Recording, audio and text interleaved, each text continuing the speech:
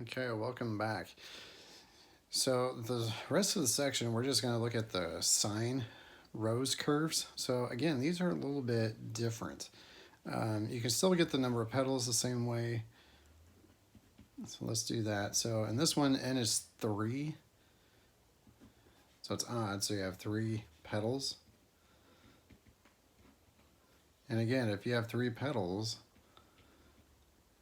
if you take the entire circle all the way around 360 degrees divided by the number of petals you have, so by 3, each petal is 120 degrees apart. Well, we need to figure out where that first petal is centered, because it's not going to be centered on 0 like it was for cosine. It's going to be a little bit skewed. It's kind of rotated around a little bit just because it's sine. So what you do is we kind of have to like max out the sine. So the maximum or the biggest value that sine can be just on its own, just sine. So ignore any number in front of it. So just the sine.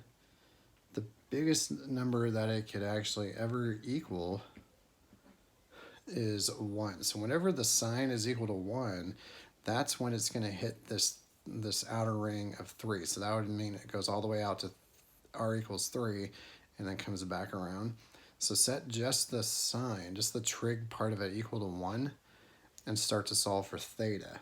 And that would be every single time. So if that was sine of 5 theta, sine of 5 theta equals 1. Sine of 8 theta, sine of 8 theta equals 1. So where does sine equal 1? Well, that would be pi over 2. And then if you solve for theta, is equal to pi over 6 or 30 degrees, either one. So your first petal is going to be centered right along here, pi over 6 or 30, but it's only going to go out to the third ring. So 1, 2, 3. So that's as far out as it's going to go. So draw your first petal centered on that ring, and then just rotate around 120 degrees to give you the next petals. So if you add 120 to 30, that's 150. You add it again, and that would be 270.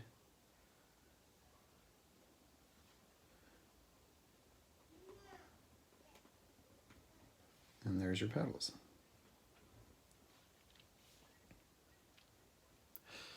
Okay, so let's try it for this one.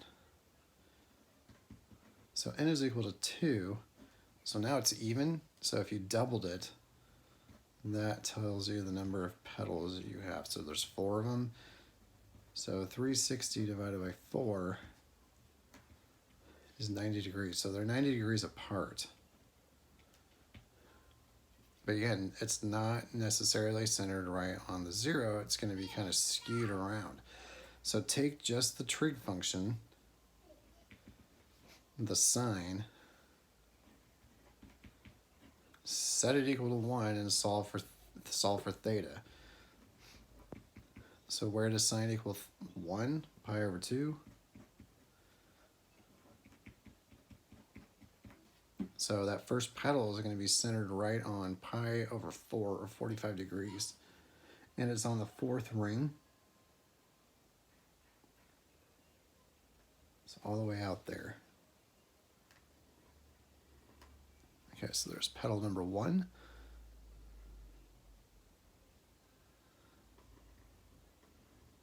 Petal number 2. Petal number 3. Petal number 4.